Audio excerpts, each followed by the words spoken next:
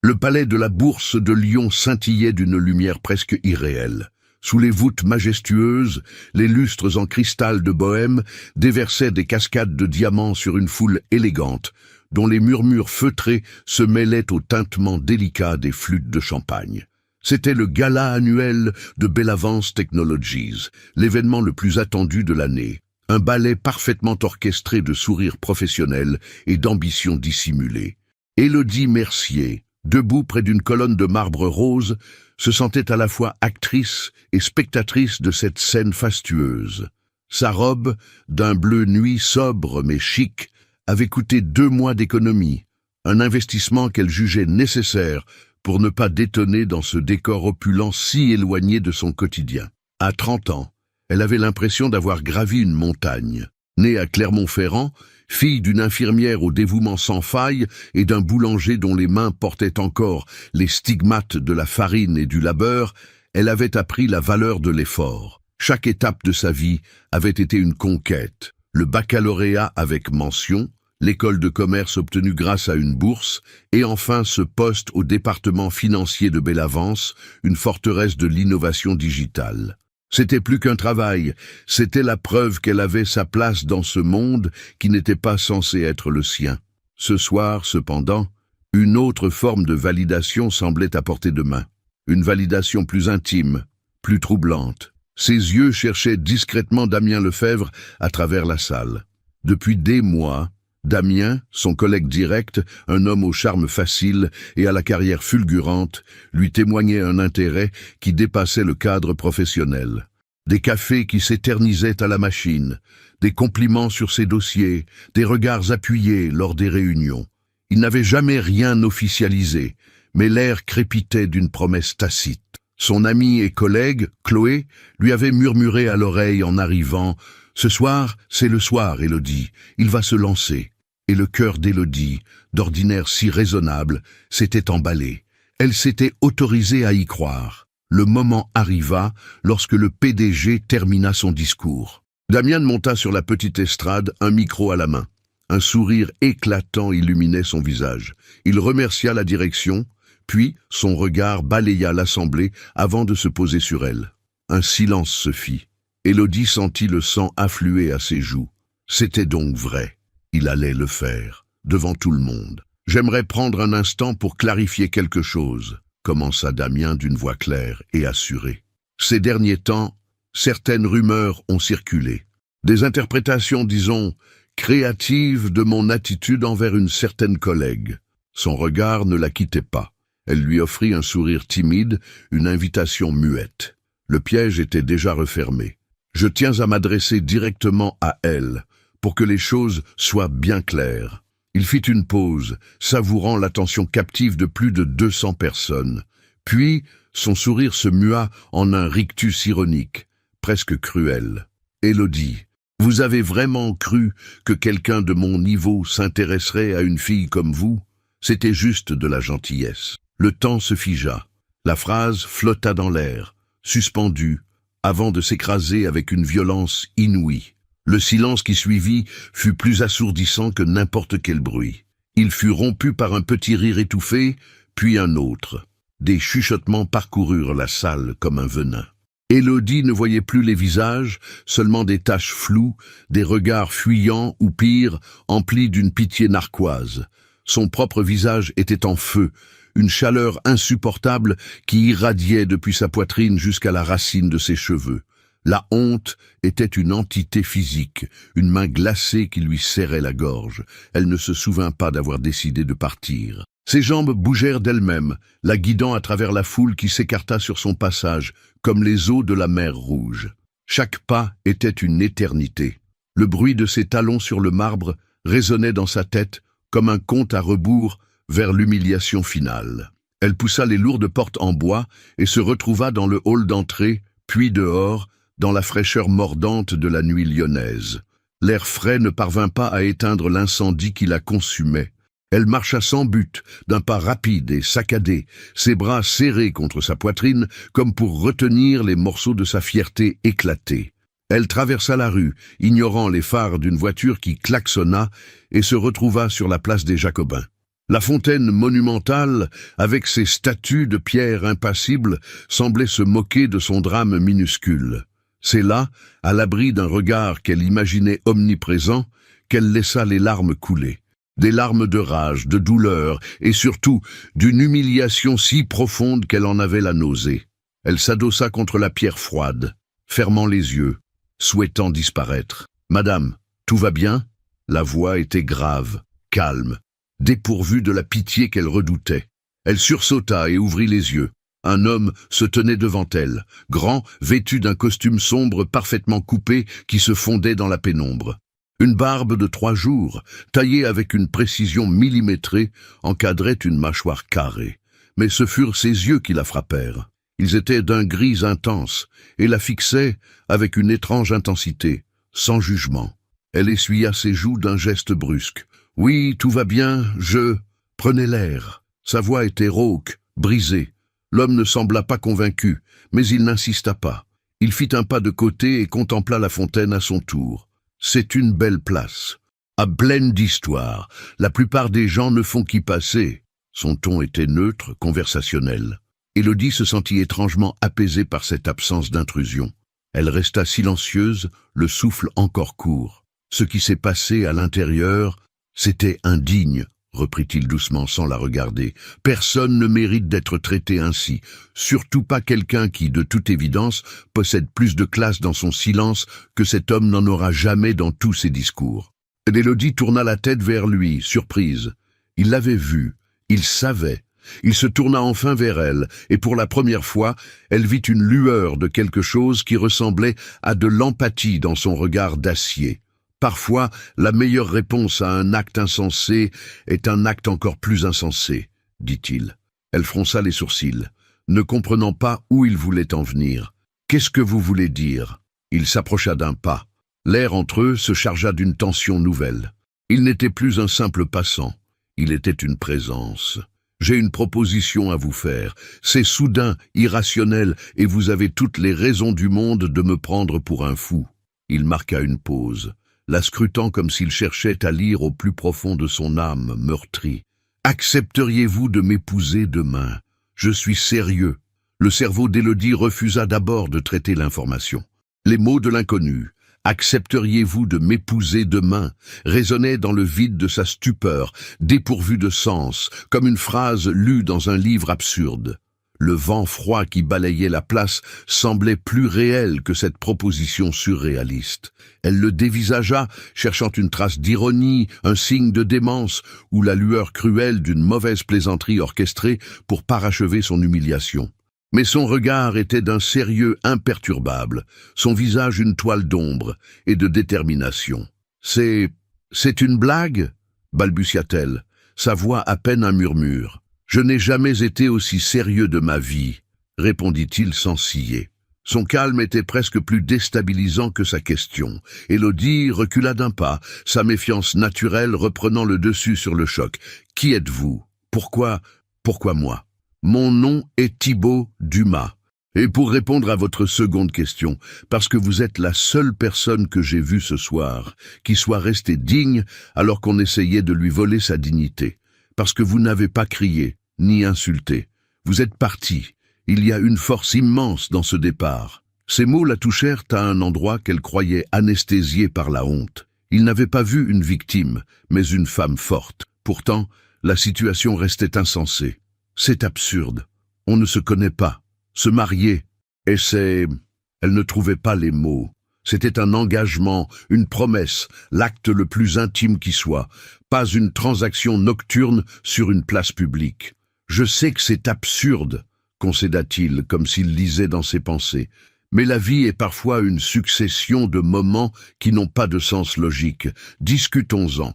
Il y a un petit bistrot encore ouvert au coin de la rue. Laissez-moi vous offrir un café. Vous n'avez rien à perdre, sinon quelques minutes. Hésitante, épuisée et curieusement intriguée, elle finit par hocher la tête. Que risquait-elle de plus? Son monde venait de s'effondrer.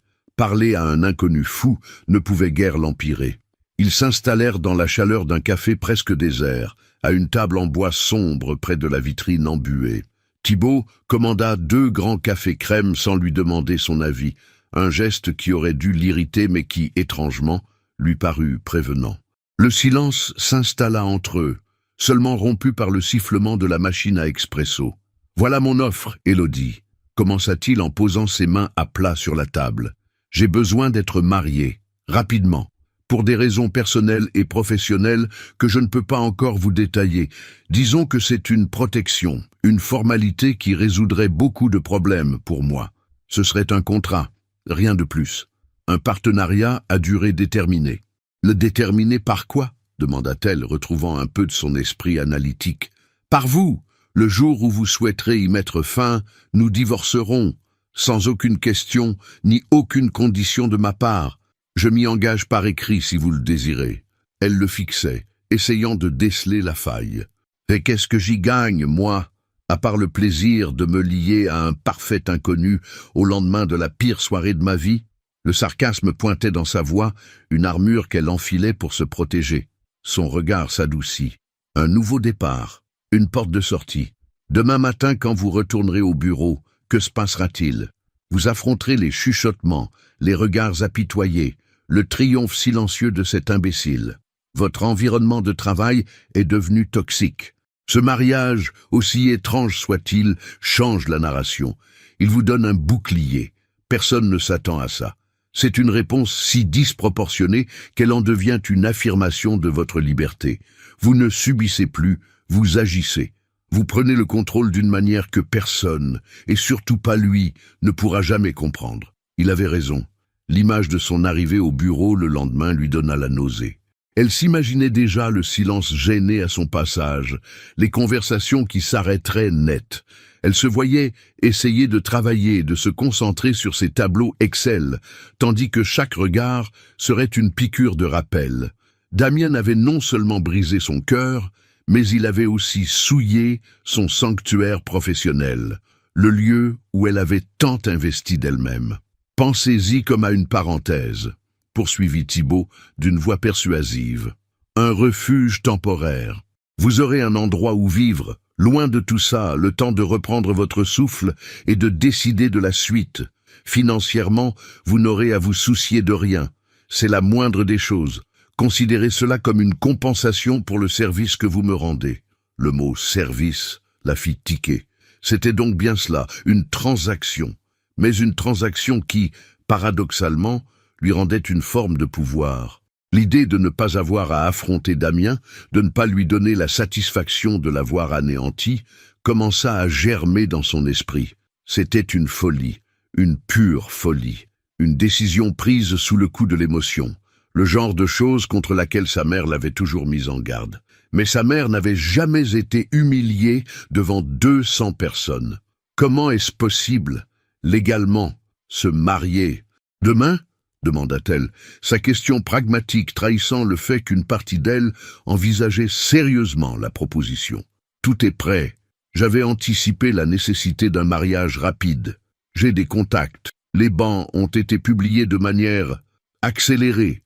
Nous avons rendez-vous à la mairie du 2e arrondissement à 11 heures. Les témoins sont prévus. Vous n'avez qu'à venir avec une pièce d'identité. » Cette organisation glaçante aurait dû l'effrayer, mais elle la rassurait. Ce n'était pas le caprice d'un excentrique, mais un plan mûrement réfléchi. Un plan dont elle était la pièce manquante, trouvée par le plus grand des hasards. Elle but une gorgée de son café, le liquide chaud lui brûlant la langue. Elle repensa à la boulangerie de son père, à l'odeur du pain frais à l'aube, à la simplicité de sa vie à Clermont-Ferrand. Et puis elle repensa au rictus de Damien, au son des rires étouffés, à cette sensation de chute libre dans un puits sans fond.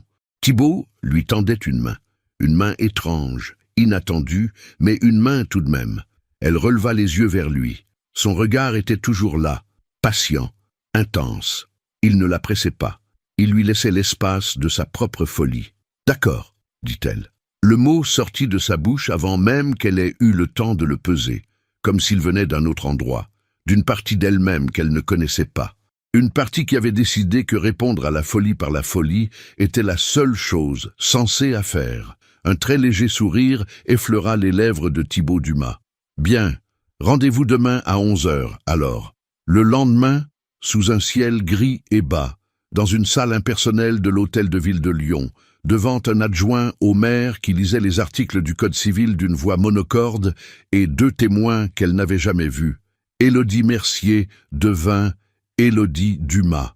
C'était rapide, clinique, irréel. En sortant sur le parvis, son alliance, une simple bande d'or blanc que Thibault avait sortie d'une petite boîte, lui semblait étrangement lourde à son doigt.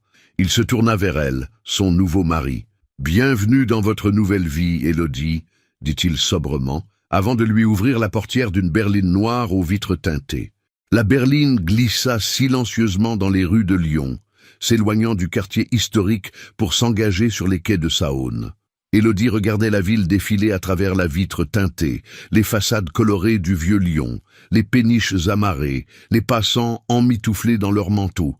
Tout semblait à la fois familier et étranger. Elle avait l'impression d'être dans un film, une actrice jouant un rôle qu'elle n'avait pas eu le temps d'apprendre. La bague à son doigt était un poids froid et concret, l'encre qui la retenait dans cette nouvelle réalité improbable. Thibault était assis à côté d'elle, droit, silencieux. Il n'avait pas dit un mot depuis qu'ils avaient quitté la mairie. Ce silence n'était pas pesant, mais plutôt respectueux. Il semblait comprendre qu'elle avait besoin de temps pour digérer le tourbillon des dernières 12 heures. Elle osa un regard vers lui. Son profil était net, ciselé, son regard fixé sur la route devant lui, bien que ce ne fût pas lui qui conduisait. Il dégageait une aura de contrôle, de maîtrise, qui contrastait violemment avec le chaos qui régnait en elle. La voiture s'arrêta finalement devant un immeuble haussmannien imposant sur la rue Gasparin, à 2 pas de la place Bellecour. Un portail en fer forgé s'ouvrit sur une cour intérieure pavée, d'une propreté impeccable. Le chauffeur se gara, sortit et leur ouvrit les portières. « Nous y sommes », annonça Thibault simplement. Il la guida vers un ascenseur privé, dont les parois en laiton poli reflétaient leur silhouette rigide. L'ascenseur s'ouvrit directement sur un palier qui desservait une seule porte. Thibault l'ouvrit et s'effaça pour la laisser entrer. L'appartement était immense. Un vaste salon baigné de lumière, avec des plafonds vertigineux et des fenêtres allant du sol au plafond, offrait une vue panoramique sur la Saône et la colline de Fourvière. Le mobilier était minimaliste et élégant. De grands canapés en cuir crème, une table basse en verre et en acier, quelques œuvres d'art abstraites sur les murs blancs. Tout était impersonnel, presque froid, comme un showroom de magazine de décoration. « C'est impressionnant », murmura Élodie, intimidée par tant d'espace et de luxe. Son petit 2 pièces de la Croix-Rousse lui sembla soudain misérable. « Faites comme chez vous », dit Thibault. La phrase sonnait étrangement dans ce décor, qui ne ressemblait au « chez-soi » de personne. « Je vais vous montrer votre chambre. » Il la conduisit à travers un long couloir. Il passa devant une porte qu'il désigna d'un geste de la tête. « Ma chambre est ici. La vôtre est au bout. » Sa chambre était tout aussi spacieuse que le reste. Un grand lit, king size, trônait au centre, une porte-fenêtre donnait sur un petit balcon. Attenante, une salle de bain en marbre blanc, avec une douche à l'italienne et une baignoire sur pied. Sur le lit, plusieurs sacs de marque de luxe étaient posés. « Qu'est-ce que c'est » demanda-t-elle. « J'ai pensé que vous auriez besoin de quelques affaires. Mon assistante s'en est occupée ce matin. J'espère que les tailles conviendront. Bien sûr, vous pourrez aller chercher le reste de vos vêtements quand vous le souhaiterez. » Elle ouvrit l'un des sacs. À l'intérieur, des vêtements pliés avec soin, des sous-vêtements délicats, des produits de toilette haut de gamme. Une attention qui était à la fois délicate et profondément dépersonnalisante. Un inconnu, via son assistante, venait de choisir l'essentiel de son intimité. Le malaise la saisit à nouveau. « Merci », dit-elle poliment, car elle ne savait que dire d'autre. Thibault resta sur le seuil, les mains dans les poches de son pantalon de costume. « Élodie, je sais que tout ceci est étrange. Mettons quelques règles en place pour que ce soit plus simple. Ceci est votre espace. Je ne viendrai jamais dans votre chambre sans y être invité. Nous sommes mariés sur le papier, mais nous sommes avant tout 2 colocataires. Vous êtes libres de vos allées et venues. La seule chose que je vous demande, c'est de maintenir l'apparence de notre mariage en public, si la situation l'exige. En public, vous voulez dire au travail ? La question était sortie d'elle-même. Elle n'avait même pas encore réfléchi à cet aspect. Que devait-elle faire? Démissionner? C'est à vous de décider, répondit-il calmement. Si vous voulez continuer à travailler chez Bellavance, vous le pouvez. Si vous préférez partir, je comprendrai. Quoi qu'il en soit, je vous soutiendrai financièrement jusqu'à ce que vous soyez stable. Considérez cela comme faisant partie de notre accord. L'idée de retourner chez Bellavance, armée de ce secret absurde, était terrifiante. Mais l'idée de démissionner, de renoncer à tout ce pourquoi elle avait travaillé, à cause de Damien Lefebvre, était insupportable. Ce serait lui donner une victoire totale. Je dois y réfléchir, dit-elle. Prenez votre temps. Pour l'instant, installez-vous. Il y a de quoi manger dans le réfrigérateur. Je dois m'absenter pour le reste de la journée, j'ai plusieurs rendez-vous. Nous dînerons ensemble ce soir, si vous êtes d'accord, pour que nous puissions parler un peu plus. Elle hocha la tête, reconnaissante de cette solitude soudaine. Il lui adressa un dernier regard, presque un encouragement, puis se retira, refermant doucement la porte derrière lui. Seule dans cette immense chambre silencieuse, Élodie s'assit sur le bord du lit. Le matelas était d'un confort inouï. Elle laissa son regard errer sur les détails luxueux, le tissu des rideaux, le design de la lampe de chevet. C'était un monde qui n'était pas le sien, un monde de faux semblants, de contrats, d'assistantes qui achetaient des vêtements pour des femmes qu'elle ne connaissait pas. Elle se leva et alla sur le balcon. L'air frais de novembre lui pinça les joues. En bas, la vie suivait son cours. Des voitures passaient, des gens se promenaient le long des quais. Pour eux, c'était un jour comme les autres. Pour elle, c'était le premier jour d'une vie inventée. Par un réflexe masochiste, elle sortit son téléphone et se connecta à ses emails professionnels. Une avalanche de notifications. Elle ignora les messages de Chloé, probablement paniquée, et se concentra sur un email groupé envoyé par le service de communication interne. Le titre était « Félicitations à Damien Lefebvre ». Son cœur se serra. Elle l'ouvrit. Le message annonçait sa promotion au poste de directeur de projet senior, suite à sa présentation exceptionnelle lors du gala. Une photo de lui, souriant sur l'estrade, micro à la main, illustrait l'annonce. Le moment même de son humiliation, transformé en triomphe professionnel pour lui. Une vague de nausée la submergea. C'était donc ça. Son humiliation publique n'était qu'un détail, un dommage collatéral dans sa marche vers le succès. Elle, la fille de Clermont-Ferrand, n'était qu'un marchepied. La colère, froide et pure, remplaça le chagrin et la honte. Thibault avait raison. Démissionner serait fuir. Affronter cette situation avec son improbable bouclier était la seule option. Elle ne leur donnerait pas cette satisfaction. Elle retourna dans la chambre, ouvrit sa valise de fortune, le petit sac qu'elle avait emporté en prévision d'une nuit chez Chloé après le gala, et en sortit sa trousse de toilette. Elle se regarda dans le grand miroir de la salle de bain. Ses yeux étaient cernés, son visage pâle, mais dans son regard, une nouvelle lueur était apparue. Ce n'était plus de la douleur, c'était de la détermination. Elle était Élodie Dumas. Elle vivait dans un appartement de luxe, avec un mari inconnu. Et demain, elle retournerait au bureau. Non pas comme une victime, mais comme un mystère. Elle allait reprendre le contrôle de la narration. C'était la seule chose à faire. Le retour chez Bellavance Technologies le lundi matin fut l'épreuve la plus difficile qu'Élodie ait jamais eu à affronter. Chaque pas depuis la station de métro jusqu'à l'imposant bâtiment de verre et d'acier de la rue du président Édouard Herriot était une lutte contre l'envie de faire demi-tour et de se réfugier dans la forteresse dorée de la rue Gasparin. Elle avait choisi sa tenue avec le soin d'un soldat préparant son armure, un tailleur pantalon noir, sobre et impeccable, acheté par l'assistante de Thibault, et un chemisier de soie blanche. Ses cheveux étaient relevés en un chignon strict, ne laissant s'échapper aucune mèche rebelle. Son maquillage était minimaliste, professionnel. Elle portait la bague à son annulaire gauche. L'alliance était son arme secrète, un talisman dont personne ne connaissait encore le pouvoir. Lorsqu'elle passa les portes tournantes, un silence palpable s'installa dans le hall d'accueil.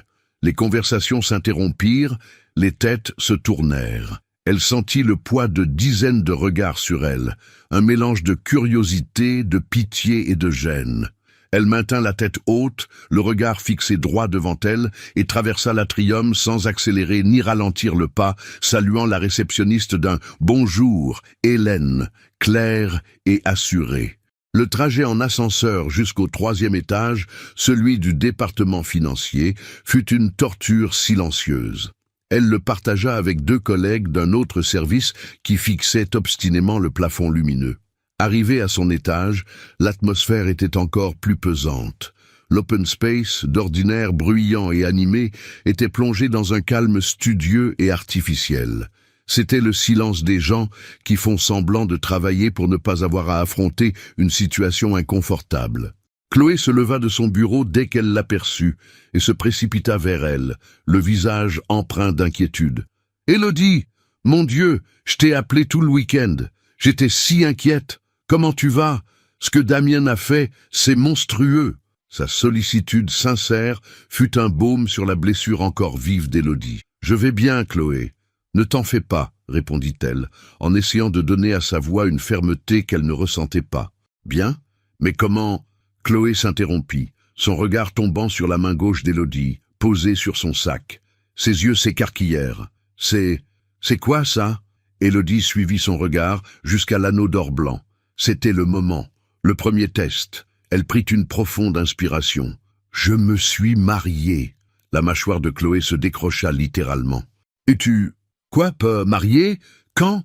Avec qui? Je ne comprends rien. » Son chuchotement était si fort que plusieurs têtes se tournèrent dans leur direction. « Ce week-end, c'est une longue histoire. Je te raconterai plus tard, » dit Élodie, laissant planer le mystère. Elle se dirigea vers son poste de travail, sentant le regard incrédule de Chloé et celui, beaucoup moins bienveillant, des autres. Elle s'assit, alluma son ordinateur et tenta de se plonger dans ses tableurs. Mais la concentration était impossible. L'air était électrique. La nouvelle se répandit à la vitesse de l'éclair. D'abord un murmure, puis une rumeur insistante. La femme humiliée au gala s'était mariée 2 jours plus tard. L'incompréhension était totale. C'était si inattendu, si bizarre, que cela éclipsa presque l'humiliation elle-même. La pitié commença à se muer en une curiosité intense. Damien Lefebvre arriva vers 10 heures, auréolé de sa nouvelle promotion. Il traversa l'open space comme un conquérant, acceptant les félicitations avec un sourire satisfait. Quand il passa devant le bureau d'Élodie, il s'arrêta. Un silence de mort tomba sur tout l'étage. « Mercier !» lança-t-il d'un ton faussement désinvolte, refusant de la regarder dans les yeux. « J'espère qu'il n'y a pas de rancune. Ce n'était rien de personnel, juste une mise au point nécessaire. » Élodie releva lentement la tête de son écran. Elle le regarda droit dans les yeux, son propre regard vide de toute l'admiration qu'il avait pu contenir autrefois. Il n'y avait plus que du froid. « Je ne vois pas de quoi vous parlez, monsieur Lefebvre, » répondit-elle d'une voix égale. « Le week-end a été si riche en événements que j'ai déjà oublié les futilités de vendredi soir. » Elle posa délibérément sa main gauche sur sa souris, faisant briller l'alliance sous la lumière des néons. Le regard de Damien fut happé par l'anneau. La surprise, puis l'incrédulité, se peignirent sur son visage. Il ouvrit la bouche pour dire quelque chose, mais aucun son n'en sortit. Il était déstabilisé. Pour la première fois, il ne contrôlait plus la situation. Il avait voulu faire d'elle une victime tragique. Elle revenait en énigme. Il finit par s'éloigner sans un mot, le visage fermé. Élodie sentit une petite vague de satisfaction la traverser. C'était une victoire minuscule, mais c'était une victoire. Thibaut avait eu raison. Elle avait changé la narration. Le reste de la journée fut un mélange étrange de travail intense et de gestion des rumeurs. Les gens venaient la voir sous des prétextes futiles, leurs yeux cherchant à chaque fois sa main gauche.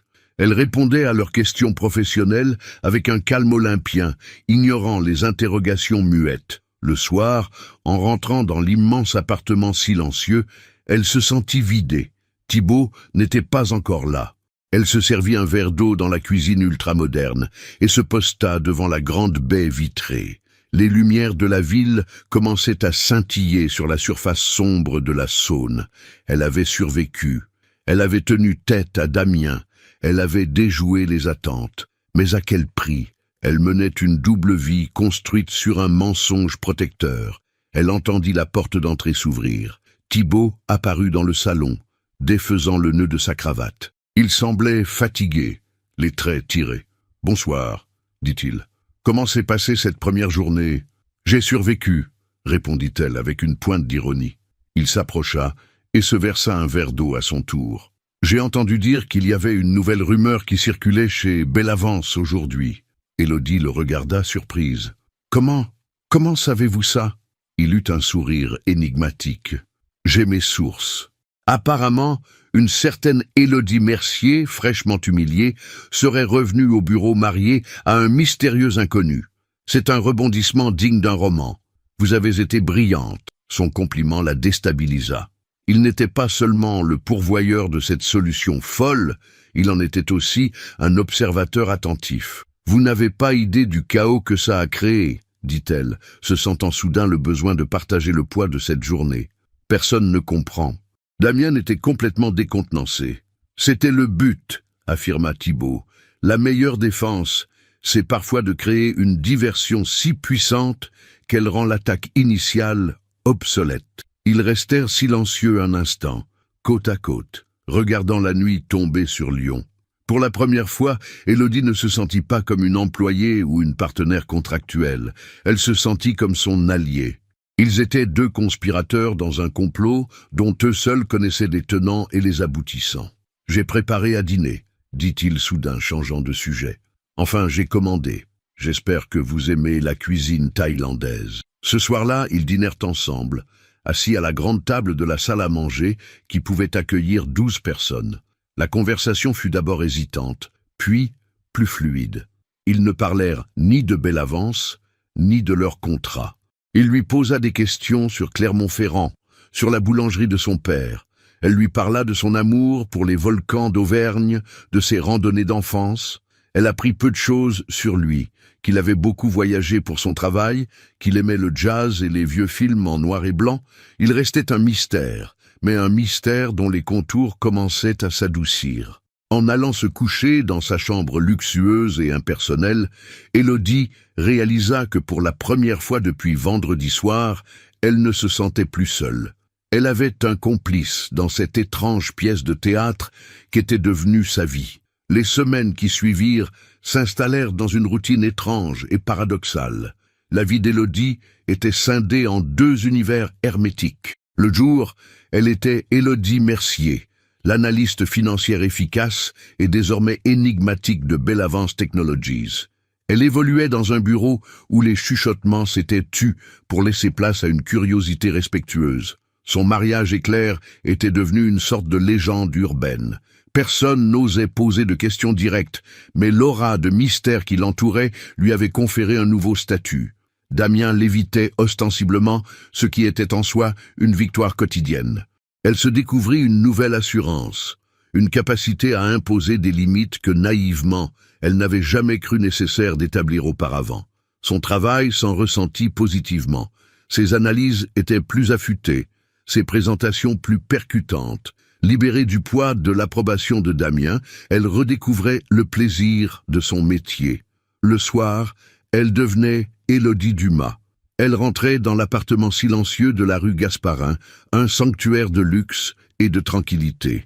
La coexistence avec Thibault se tissait de silences confortables et de conversations sporadiques mais étonnamment profondes. Il était souvent absent, pris par des rendez-vous tardifs ou des voyages d'affaires dont il ne précisait jamais la nature. Mais quand il était là, il partageait le dîner, un rituel qui s'était installé naturellement. C'est au cours de ces repas qu'elle commença à entrevoir des bribes de l'homme derrière le masque impénétrable. Thibault était un auditeur exceptionnel. Il la laissait parler de sa journée, des petites frustrations et des grandes victoires, posant des questions pertinentes qui lui montraient qu'il ne se contentait pas de l'écouter, mais qu'il la comprenait. Il avait une culture immense, passant sans effort de la finance internationale à la poésie du XIXe siècle, ou de la stratégie d'entreprise à l'histoire de l'art. Pourtant, il restait d'une discrétion absolue sur sa propre vie. Quand elle tentait de l'interroger sur sa famille, son passé ou la nature exacte de ses problèmes professionnels, il répondait par des généralités vagues, détournant habilement la conversation. Il était une forteresse dont il lui laissait visiter les jardins, mais dont le donjon restait inaccessible. Un soir, alors qu'une pluie fine crépitait contre les baies vitrées, elle le trouva dans le salon, un verre de whisky à la main, contemplant une grande toile abstraite accrochée au mur principal. Une explosion de bleu profond et de touches de blanc. « Vous aimez ce tableau ?» demanda-t-il sans se tourner vers elle. « Je ne suis pas sûr de le comprendre, » admit Élodie. « Mais il dégage quelque chose de puissant, un peu tourmenté. Il est de Nicolas de Staël, dit-il. Ma mère adorait cet artiste. Elle disait qu'il peignait le point exact où la lumière et l'obscurité se livrent bataille. C'était la première fois qu'il mentionnait sa mère. Élodie sentit une brèche s'ouvrir. Elle était amatrice d'art? Elle était tout, répondit-il d'une voix soudainement plus basse, presque voilée. Il se tourna vers elle, et dans ses yeux gris, elle crut déceler une ombre de mélancolie. Elle est partie il y a quelques années. Ce tableau est l'une des rares choses que j'ai gardées. Le moment était fragile, intime. Élodie sentit le besoin de partager quelque chose en retour. Ma mère collectionne les dés à coudre. De chaque ville où ma sœur et moi sommes allés. C'est moins prestigieux, mais ça représente aussi des souvenirs. Thibaut eut un vrai sourire, pas seulement une esquisse. Un sourire qui atteignit ses yeux et les illumina. J'imagine que la valeur d'un objet ne se mesure pas à son prix, mais à l'histoire qu'il porte. Cette conversation marqua un tournant. Leur relation, jusqu'alors purement contractuelle et cordiale, se teinta d'une nuance plus personnelle. Elle commença à remarquer les petites choses. La façon dont il laissait toujours la première tasse de café du matin pour elle, sachant qu'elle se levait plus tard. Le livre sur l'histoire de l'Auvergne qu'il avait laissé sur la table basse après qu'elle lui eut parlé de sa région, la playlist de jazz qu'il mettait parfois le soir parce qu'il avait remarqué qu'elle se détendait en l'écoutant. De son côté, Élodie se mit à lui laisser une part du gâteau au yaourt qu'elle préparait parfois le dimanche, une recette de sa grand-mère. Elle s'assurait que le pressing avait bien récupéré ses chemises quand il était en déplacement. Des gestes simples, presque domestiques, qui n'avaient rien à voir avec leur accord, mais tout à voir avec une cohabitation qui devenait, à leur grande surprise, agréable. Pourtant, le mensonge demeurait. Un jour, Chloé, son amie, l'invita à dîner. « Et amène ton mari !» avait-elle insisté. « Il est temps que je rencontre ce fantôme. Je commence à croire que tu l'as inventé. » La panique saisit Élodie. Elle en parla le soir même à Thibaut, s'attendant à un refus catégorique. « Un dîner ?» dit-il, après un moment de réflexion. « C'est une étape logique. Pour que notre histoire soit crédible, il faut bien qu'on me voie de temps en temps.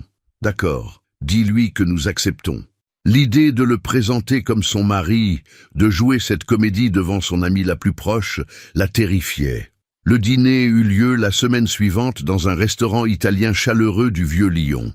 Élodie était tendue comme une corde de violon. Thibaut, lui, était d'un calme olympien. Il se montra charmant, spirituel, posant à Chloé et à son compagnon des questions sur leur travail, leur passion, les écoutant avec cette attention captivante qui le caractérisait. Il raconta une anecdote amusante sur leur rencontre, une histoire qu'ils avaient brièvement répétée la veille, un coup de foudre improbable dans une librairie, un café qui s'était prolongé, une décision folle. C'était un mensonge, mais raconté avec une telle sincérité qu'Élodie elle-même se laissait presque prendre au jeu. À un moment, sous la table, sa main frôla celle de Thibaut. Il ne la retira pas. Au contraire, il glissa doucement ses doigts entre les siens, un contact léger mais ferme. Un courant électrique la parcourut. C'était la première fois qu'ils se touchaient ainsi, en dehors de l'échange formel des alliances. Ce simple geste, destiné à renforcer leur comédie aux yeux de Chloé, eut sur elle un effet bien plus profond. Il la connectait à lui d'une manière nouvelle, troublante. Sur le chemin du retour, dans le silence de la voiture, Élodie était pensive. La soirée avait été un succès. Chloé était conquise. « Il est incroyable, Élodie », lui avait-elle glissé aux toilettes. « Le regard qu'il a sur toi. On voit qu'il est fou de toi. » Cette phrase résonnait dans sa tête. Le regard qu'il avait sur elle. Était-ce juste du talent d'acteur, ou y avait-il autre chose? Quand ils arrivèrent à l'appartement, elle se tourna vers lui avant de sortir de la voiture. « Merci, dit-elle. Pour ce soir, vous avez été parfait. »« J'ai simplement dit à ton amie ce qu'elle voulait entendre, » répondit-il sobrement. « Non, ce n'était pas que ça, » insista-t-elle. « Vous l'avez mise à l'aise, vous l'avez écoutée. » Il la regarda, le visage à demi éclairé par les lumières de la rue. « Chloé est importante pour vous. Je ne voulais pas vous mettre dans une situation embarrassante. C'est la moindre des choses. » Cette nuit-là, Élodie eut du mal à trouver le sommeil. Le contact de sa main, la chaleur de sa paume contre la sienne persistait dans sa mémoire. Leur mariage était un contrat, une mise en scène, mais les émotions, elles, ne se contractent pas, et elle commençait à craindre que les siennes ne soient en train de déborder dangereusement du cadre qu'ils s'étaient fixé. Elle était en train de tomber amoureuse de son mari factice. Le contact de la main de Thibaut avait laissé une empreinte bien plus durable que sa brève pression. Dans les jours qui suivirent le dîner avec Chloé, Élodie se surprit à y repenser à des moments inattendus, en pleine analyse d'un bilan financier, en attendant le métro, ou le soir, seule dans son grand lit. Ce simple geste, un mensonge destiné à un public, avait été pour elle une décharge de vérité. Il avait cristallisé le trouble qui grandissait en elle, la transformant d'une vague inquiétude en une certitude dérangeante. Les murs qu'elle avait érigés autour de son cœur pour se protéger de cet homme et de leur situation artificielle étaient en train de s'effriter. Elle se sentait prise au piège d'une ironie cruelle. Elle, qui avait toujours prôné la prudence et la raison, se retrouvait à éprouver des sentiments naissants pour un homme dont elle ne savait presque rien, un homme avec qui elle était liée par le pacte le plus cynique qui soit. Chaque geste de gentillesse de sa part, chaque conversation partagée, chaque silence complice devenait à la fois un délice et une torture. Elle analysait ses moindres paroles, cherchant un indice, une faille qui lui révélerait si elle était seule à ressentir ce glissement du contractuel vers le personnel. Mais Thibaut restait insondable, un maître dans l'art de la distance cordiale. Le dimanche suivant, une pluie battante s'abattait sur Lyon, enveloppant la ville d'un voile gris et mélancolique. L'appartement était un havre de paix et de chaleur. Pour la première fois depuis son arrivée, Élodie se sentait véritablement chez elle. Elle était enroulée dans un plaid sur l'un des canapés du salon, un roman à la main, tandis que Thibaut, assis dans un fauteuil en face, lisait le journal du dimanche en sirotant un café. Une scène d'une domesticité paisible, si authentique qu'elle en était presque douloureuse. « Vous êtes silencieuse aujourd'hui », remarqua-t-il sans lever les yeux de son journal. « Je réfléchis », répondit-elle. « Je me disais que c'est étrange. Il y a un mois, ma vie était simple, prévisible. Et maintenant, » elle laissa sa phrase en suspens. Il reposa son journal sur la table basse et la regarda. Son regard gris était sérieux, attentif. « Vous regrettez ?» La question était directe, sans phare. Elle prit le temps de la considérer. Regrettait-elle cette folie? « Non, dit-elle honnêtement. Je ne regrette pas. C'est juste déstabilisant. J'ai l'impression de ne plus savoir sur quel sol je marche. »« Mais parfois, c'est quand on perd pied qu'on apprend à nager, » répondit-il d'une formule énigmatique qui semblait lui correspondre parfaitement. Il allait ajouter quelque chose, mais son téléphone, posé sur la table, se mit à vibrer. Le nom qui s'afficha fit immédiatement disparaître la quiétude de son visage. Il se leva d'un bond, s'éloigna vers la baie vitrée en tournant le dos à Élodie et décrocha. Sa voix, d'ordinaire si calme et posée, était maintenant basse, tendue, presque dure. Élodie fit semblant de se replonger dans sa lecture, mais toutes ses antennes étaient braquées sur la conversation dont elle ne percevait que des bribes. « Non, la fusion ne peut pas attendre. C'est hors de question. Le conseil d'administration à Paris exige des réponses, et il les aura. Écoutez, ma présence à Lyon doit rester discrète jusqu'à l'annonce officielle. Personne ne doit être au courant. C'est clair? Gérez la fuite. Je ne veux pas que la presse s'en mêle avant que nous ayons la mainmise totale. Chaque mot était un coup de poignard dans l'atmosphère paisible de la pièce. Fusion, conseil d'administration, pari, annonce officielle. C'étaient les mots d'un monde des affaires bien plus vaste et impitoyable que son département financier chez Bellavance. Elle sentit un frisson la parcourir. Qui était-il vraiment? Ses problèmes professionnels pour lesquels il avait eu besoin de se marier étaient d'une toute autre envergure que ce qu'elle avait imaginé. Quand il raccrocha, il resta un long moment immobile, le dos tourné, fixant la pluie qui striait les vitres. Puis il se retourna. Son visage était un masque de tension. « Je suis désolé, je dois partir. Un imprévu à régler », dit-il d'une voix qui coupait court à toute question. Il se dirigea vers l'entrée, enfila son manteau et attrapa sa mallette en cuir posée sur une console. Dans sa précipitation, un dossier cartonné bleu glissa de la mallette entr'ouverte et tomba sur le sol avec un bruit mat. Il ne le remarqua pas et sortit, refermant la porte d'entrée derrière lui. Le dossier gisait sur le parquet. Élodie resta figée pendant plusieurs secondes, le cœur battant à tout rompre. Sa conscience lui hurlait de ne pas y toucher, de respecter son jardin secret, leur accord tacite. Mais la curiosité, nourrie par les bribes de conversation qu'elle venait d'entendre, fut la plus forte. C'était plus que de la curiosité. C'était un besoin de comprendre, de savoir qui était l'homme qui partageait sa vie, son nom. Elle se leva, s'approcha et ramassa le dossier. Il n'y avait aucune inscription sur la couverture. Ses doigts tremblaient légèrement tandis qu'elle l'ouvrait. La première page était un document officiel, un en-tête qui lui glaça le sang. En haut, en lettres capitales, était inscrit « Dumas Télécom » et juste en dessous, le titre du document. « Projet de restructuration stratégique, phase 3. Acquisition et intégration de la filiale Bellavance Technologies ». Élodie dut s'appuyer contre le mur pour ne pas défaillir. Dumas Télécom, le géant des télécommunications. Un empire dont on entendait parler aux informations financières, une des plus grandes fortunes de France. Et Bellavance, une filiale, sa société. L'entreprise où elle travaillait n'était qu'une petite pièce sur l'échiquier de la famille de son mari. Elle referma vivement le dossier comme si elle s'était brûlée. Son esprit tournait à toute vitesse, essayant d'assembler les pièces de ce puzzle insensé. Thibaut Dumas, ce n'était pas une coïncidence. Sa discrétion, ses voyages, ses appels tendus, tout prenait un sens nouveau et terrifiant. Elle entendit la clé tourner dans la serrure. La panique la saisit. Thibaut, il avait dû oublier quelque chose. Vite, elle reposa le dossier près de l'endroit où il était tombé et recula de quelques pas, tentant de composer un visage neutre. La porte s'ouvrit. C'était bien lui. « J'ai oublié mes clés de voiture », dit-il, l'air contrarié.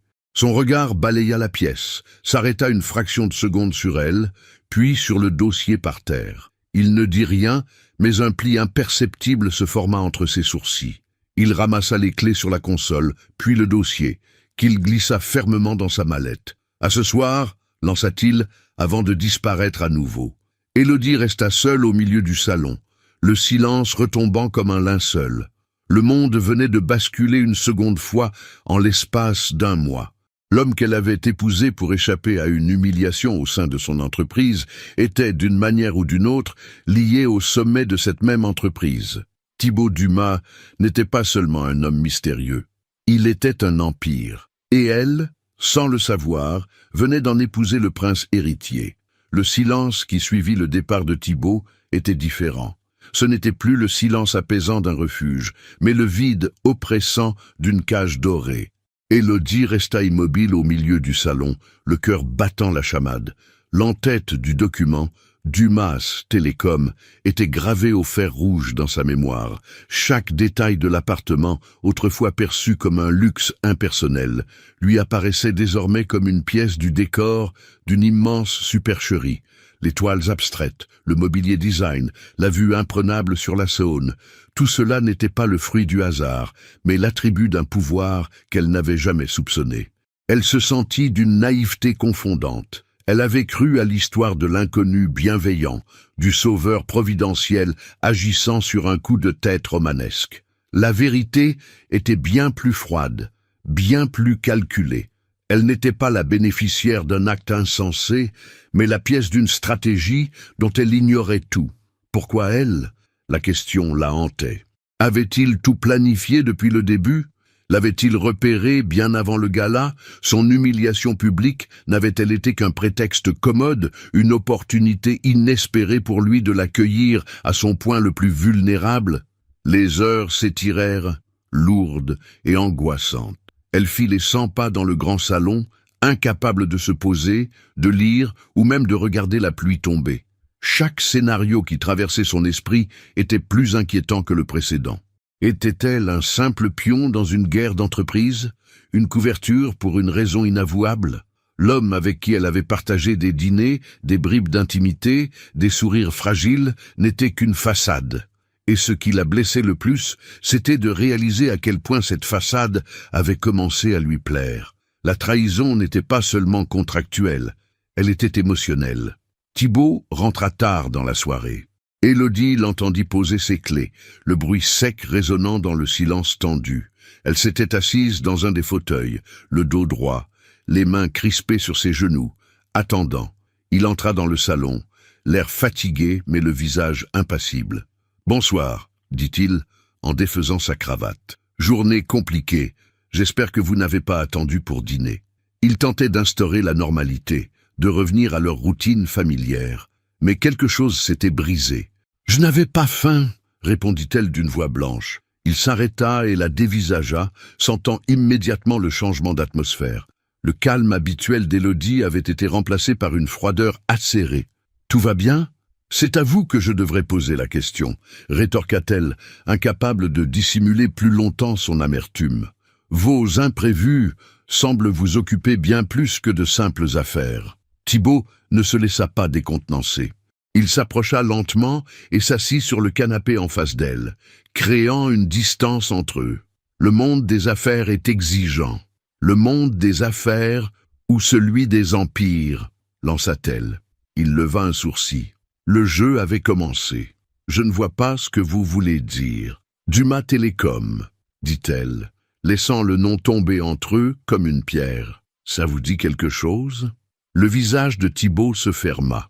Il n'y eut pas de surprise, seulement une confirmation lasse. Il avait donc bien compris qu'elle avait vu le dossier. C'est une entreprise avec laquelle j'ai des liens, en effet. Des liens? Répéta Élodie, un rire sans joie lui échappant. C'est une façon bien modeste de présenter les choses. Et Bellavance, dans tout ça, une simple filiale, n'est-ce pas? Une petite planète dans la galaxie Dumas. C'est fascinant, je n'aurais jamais cru travailler pour un groupe d'une telle envergure. Son sarcasme était une armure. À l'intérieur, elle était terrifiée et blessée. « Élodie, c'est compliqué », commença-t-il, sa voix grave se voulant apaisante, mais n'obtenant que l'effet contraire. « Oh, je vous en prie, épargnez-moi ça », s'emporta-t-elle, se levant d'un bond. « Ne me dites pas que c'est compliqué. Dites-moi la vérité pour une fois. Qui êtes-vous, Thibault? Quel est votre rôle dans tout ça?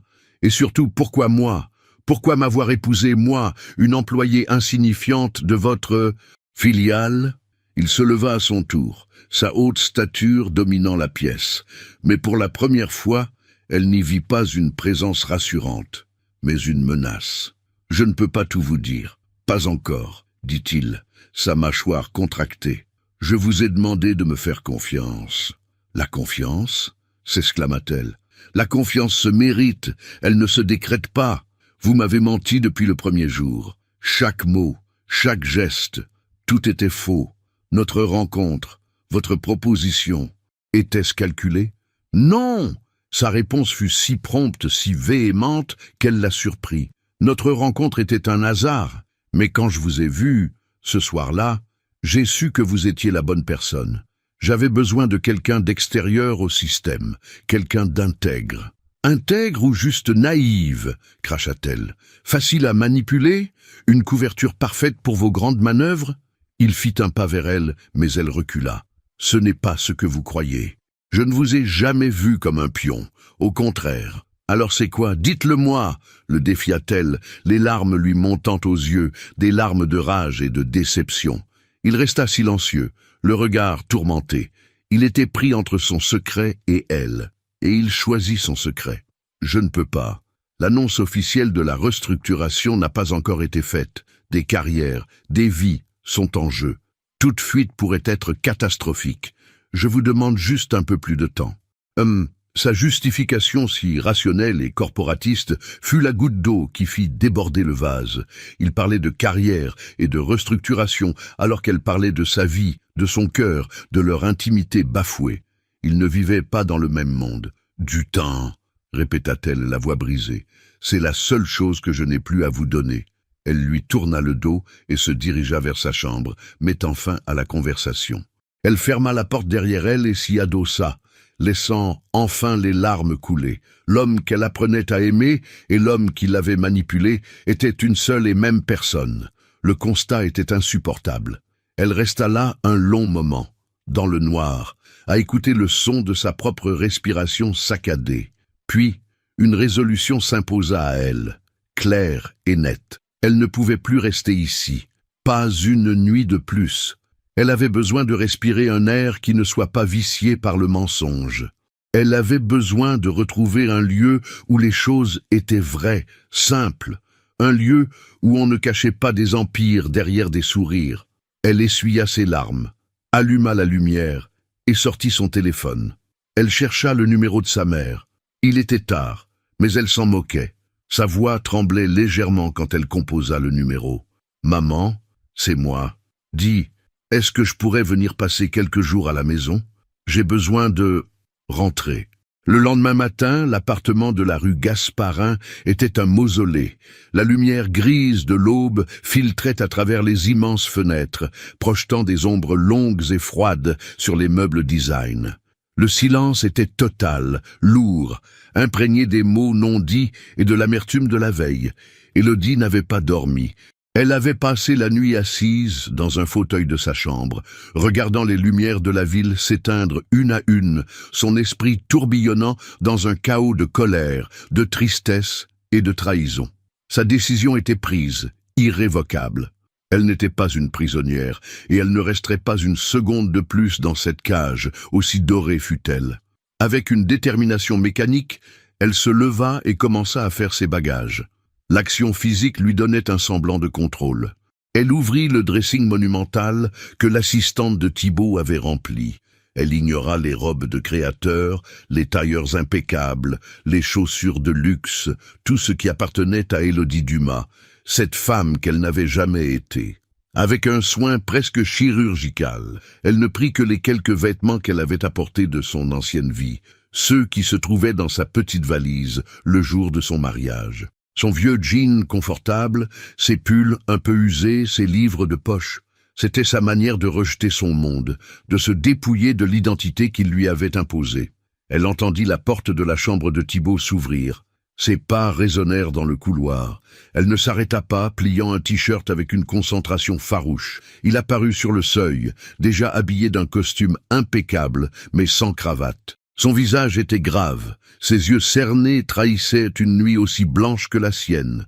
Il la regarda plier ses affaires dans sa modeste valise et une expression de douleur traversa son masque de contrôle. « Qu'est-ce que vous faites » demanda-t-il, bien qu'il connût la réponse. « Je pars » répondit-elle sans le regarder. Sa voix était plate, dénuée d'émotion. « Ne partez pas comme ça, pas sur un malentendu. » Il fit un pas dans la chambre. Elle se retourna vivement, le fixant pour la première fois. « Un malentendu. Vous appelez ça un malentendu. J'ai épousé un homme qui a omis de me dire qu'il était, de près ou de loin, le propriétaire de l'entreprise pour laquelle je travaille. J'ai partagé des repas, des conversations avec un homme qui me cachait l'essentiel. Où est le malentendu, Thibaut ?» Le fait qu'elle utilise son prénom pour la première fois dans un moment de colère le frappa. « C'était mon intention de tout vous dire, au bon moment. » « Ah, le fameux bon moment des hommes d'affaires, rétorqua-t-elle avec un mépris glacial. Laissez-moi deviner, juste après que la fusion soit annoncée et que mon rôle de figurante soit terminé. Vous n'avez jamais été une figurante, dit-il d'une voix intense. Vous étiez la seule chose réelle dans tout ça. Cette phrase, qui aurait pu la faire fondre quelques jours plus tôt, sonnait désormais comme la plus cruelle des manipulations. Réelle ? J'étais votre bouclier. Votre alibi. Une petite employée sans histoire, parfaite pour ne pas attirer l'attention des requins de votre monde pendant que vous prépariez votre coup. C'est brillant, je dois le reconnaître. Mais le jeu est terminé. Elle referma sa valise. Le clic des fermetures résonna comme un verdict. Elle se dirigea vers la sortie de la chambre, mais il se plaça devant la porte, lui barrant le passage. Pas de manière agressive, mais sa simple présence était un mur. « Laissez-moi au moins vous conduire à la gare, vous ramener chez vous », plaida-t-il. C'était un homme habitué à tout contrôler, et la situation lui échappait totalement. Il tentait de se raccrocher à la seule chose qu'il savait faire, gérer la logistique. « Non », répondit-elle fermement, « je ne veux plus rien de vous. Ni votre argent, ni votre protection, ni votre chauffeur. Je vais prendre le train comme tout le monde. Je vais retrouver ma vie, la vraie. » Ses yeux tombèrent sur sa main gauche. L'alliance, le dernier symbole de leur pacte. Lentement, délibérément, elle fit glisser l'anneau d'or blanc de son doigt. Il semblait soudain brûlant. Elle le tendit vers lui, la paume ouverte. Il ne bougea pas, la regardant avec une expression qu'elle ne parvint pas à déchiffrer. C'était plus que de la contrariété. C'était peut-être du regret. Voyant qu'il ne le prenait pas, elle se retourna et posa l'anneau sur la commode en bois sombre. Le petit bruit métallique du bijou sur le bois fut le son final de leur histoire. « Ceci vous appartient. C'était un accessoire de votre plan, après tout, » dit-elle sans se retourner. Elle le contourna et sortit de la chambre. Il ne la retint plus. Elle traversa le long couloir, puis le salon immense et froid, sans un regard en arrière. Elle ouvrit la lourde porte d'entrée et la referma derrière elle, laissant Thibaut Dumas seul au milieu de son empire silencieux. Le trajet en train de Lyon à Clermont-Ferrand fut un long flou. Assise côté fenêtre, Élodie regardait le paysage se transformer. Les bâtiments modernes et les plaines industrielles de la vallée du Rhône laissèrent progressivement place aux courbes douces et verdoyantes des volcans endormis d'Auvergne. C'était un retour aux sources, un voyage en sens inverse de son ambition. Elle avait quitté cette terre pour conquérir un monde qui s'était révélé n'être qu'illusion et mensonge. Maintenant, elle y revenait, meurtrie, mais lucide. Quand le train entra en gare de Clermont-Ferrand, elle sentit une boule se dénouer dans sa gorge. La gare était plus petite, plus modeste, plus humaine que celle de Lyon-Pardieu. Sur le quai balayé par un vent frais, une silhouette familière l'attendait. Sa mère, Françoise, avec ses cheveux poivre et celles coupées court et son sourire inquiet. Dès qu'elle la vit, Élodie sentit toutes ses défenses s'effondrer. Elle descendit du train, traînant sa valise, et se jeta dans les bras de sa mère. Françoise la serra fort, sans poser de questions, sentant la détresse de sa fille. C'est là, dans cette étreinte simple et inconditionnelle, qu'Élodie laissa enfin échapper les larmes qu'elle avait retenues depuis la veille. Des larmes de soulagement et de douleur mêlées. « Ça va aller, ma chérie », murmura sa mère en lui caressant les cheveux. « Tu es à la maison maintenant. » Et pour la première fois depuis des semaines, Élodie le sentit. Elle n'était plus Élodie Dumas, l'épouse mystère d'un homme puissant. Elle n'était plus Élodie Mercier, l'analyste financière humiliée. Elle était juste Élodie. Elle était de retour à la maison. Le retour à Clermont-Ferrand fut comme remonter le temps. La maison de ses parents, située dans un quartier pavillonnaire calme, n'avait pas changé. L'odeur familière de la cire d'abeille et du pain chaud qui s'échappait encore parfois de la boulangerie attenante, bien que son père fût à la retraite, l'enveloppa comme une couverture rassurante. Sa chambre d'adolescente était intacte, avec ses étagères chargées de livres, son petit bureau où elle avait passé tant de nuits à étudier, et la vue depuis sa fenêtre sur le Puy de Dôme, majestueux et immuable. Françoise, sa mère, fut d'une sagesse infinie. Elle ne la pressa pas de questions. Elle comprit que sa fille était une blessée de guerre et que les blessures de l'âme ont besoin de silence et de temps pour cicatriser. Elle se contentait d'être là, préparant ses plats préférés, lui apportant des tasses de tisane et l'écoutant quand Élodie se sentait prête à parler par bribes fragmentées. Élodie lui raconta l'humiliation au gala, la proposition folle de cet homme. Thibaut, mais elle omit la partie la plus complexe, celle de son identité et de son lien avec Bellavance.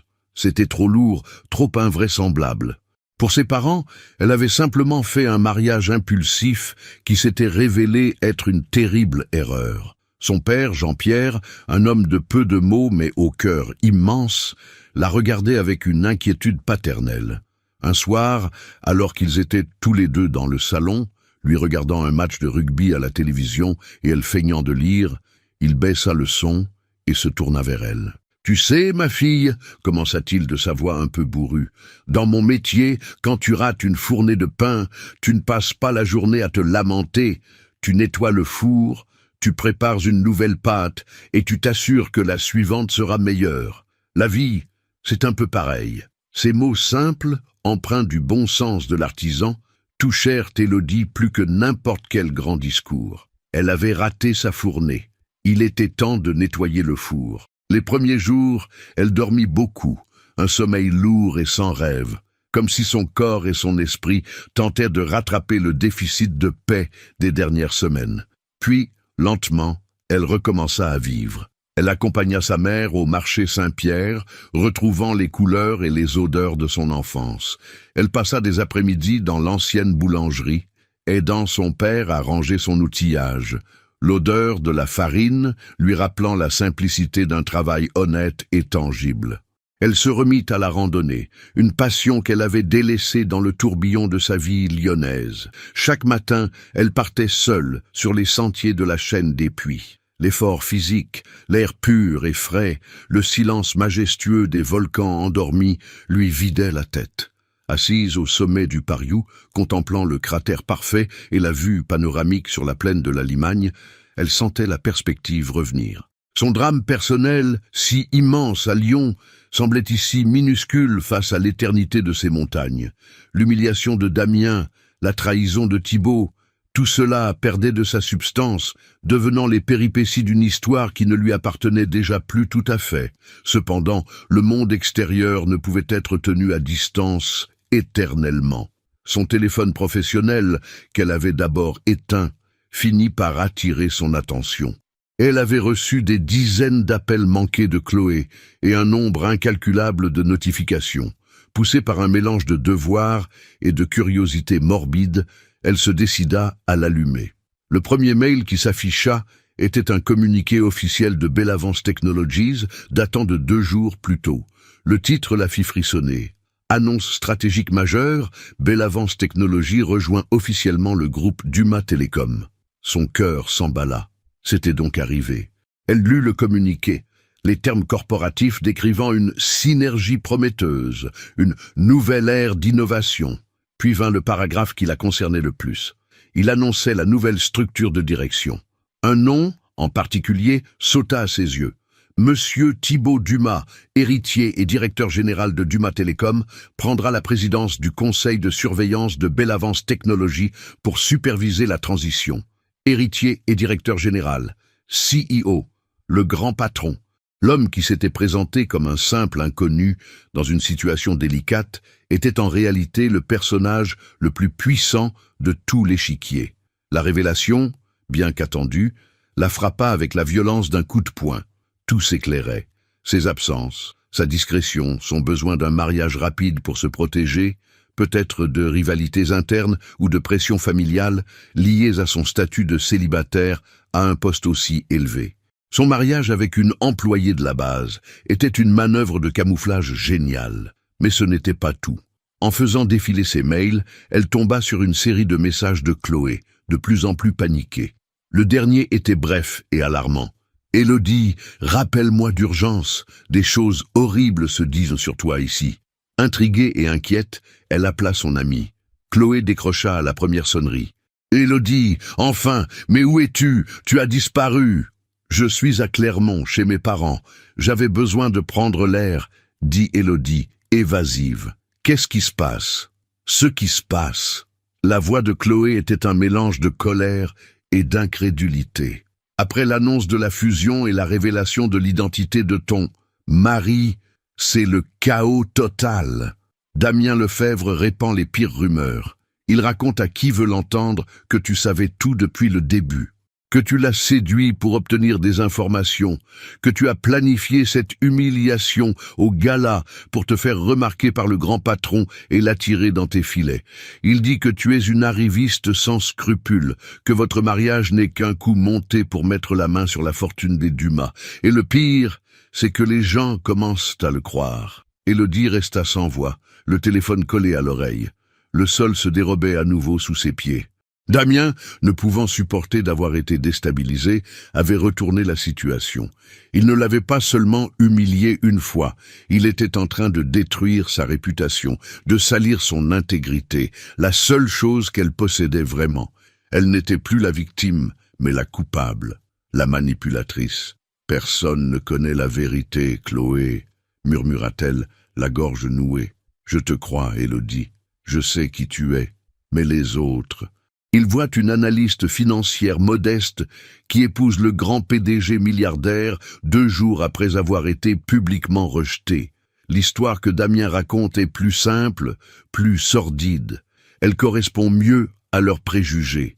Après avoir raccroché, Élodie se sentit submergée par un sentiment d'injustice si violent qu'il lui coupa le souffle.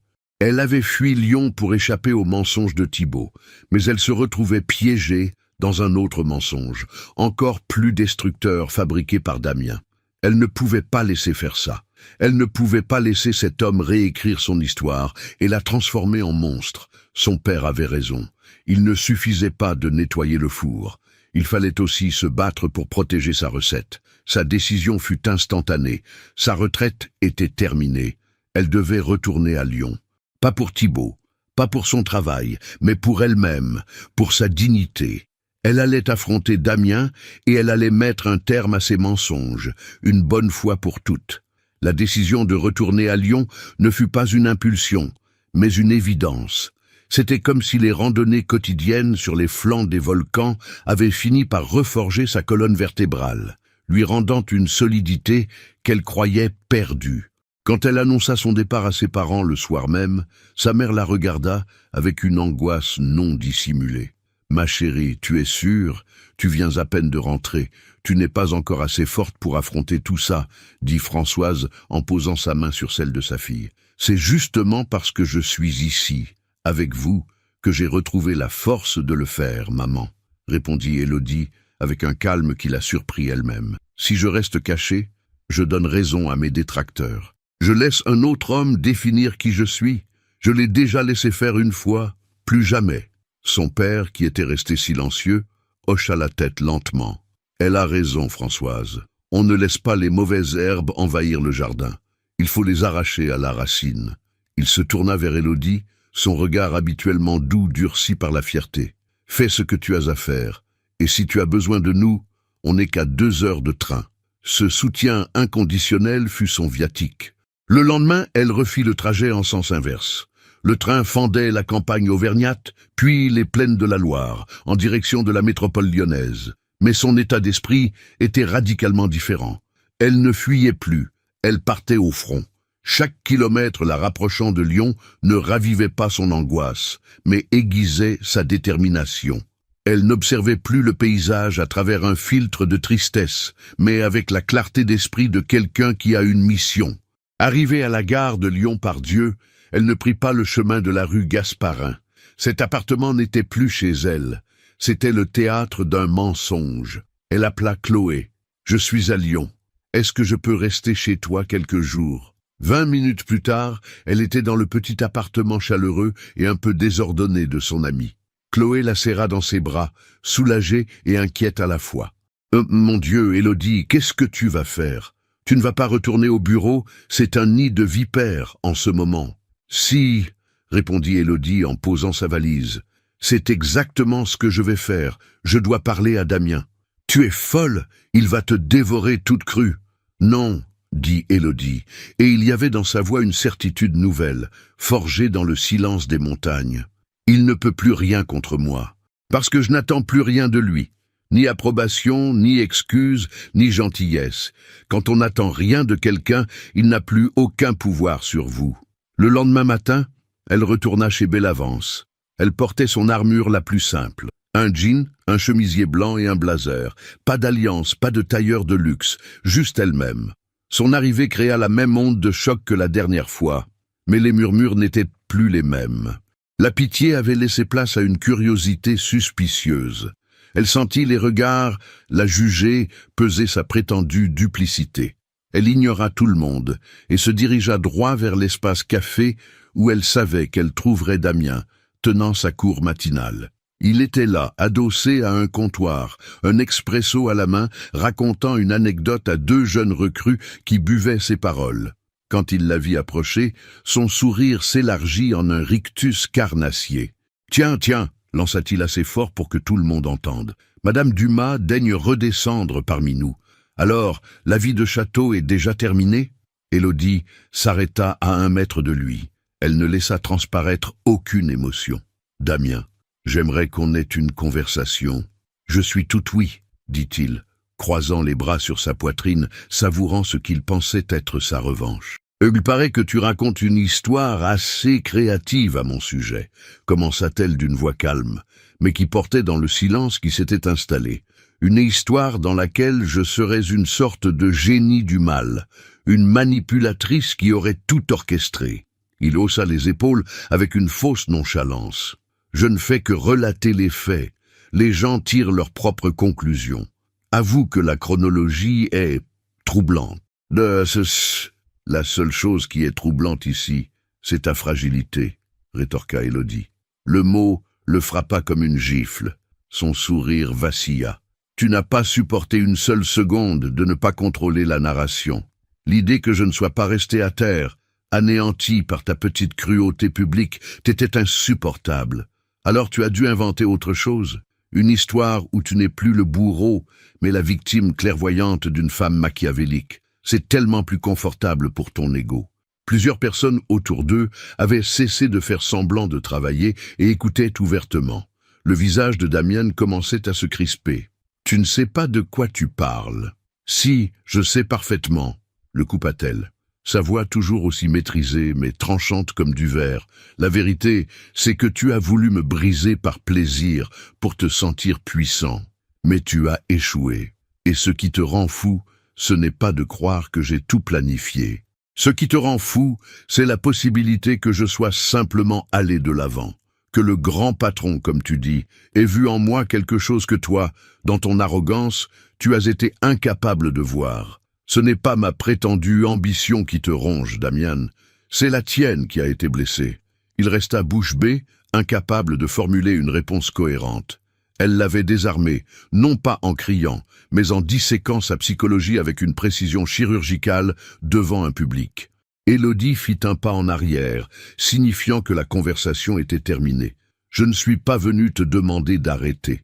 Je suis venu te dire que ton opinion et les histoires que tu inventes n'ont absolument aucune importance. Continue si ça te chante, mais sache que chaque fois que tu prononceras mon nom, tu ne feras que rappeler à tout le monde à quel point tu es un homme petit et amer. » Sur ces mots, elle lui tourna le dos et s'éloigna, la tête haute. Elle traversa l'open space sous le regard stupéfait de ses collègues. Elle ne se dirigea pas vers son ancien bureau, mais vers la sortie. Sa mission ici était accomplie. En sortant du bâtiment, elle prit une grande inspiration.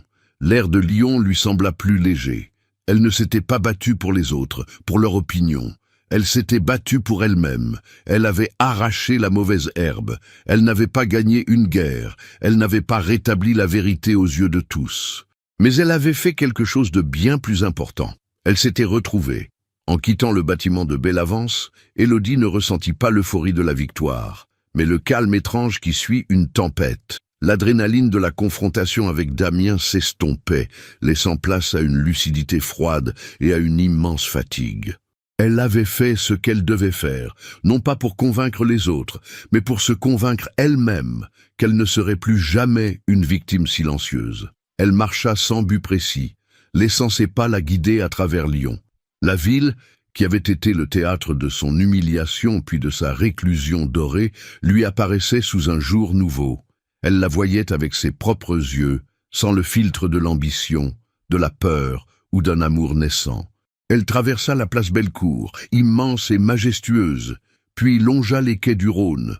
Le fleuve coulait, puissant et indifférent, et cette constance de la nature lui apporta un réconfort inattendu. Elle réalisa qu'elle n'avait plus de plan. Son travail, son mariage, sa vie lyonnaise, tout avait volé en éclats.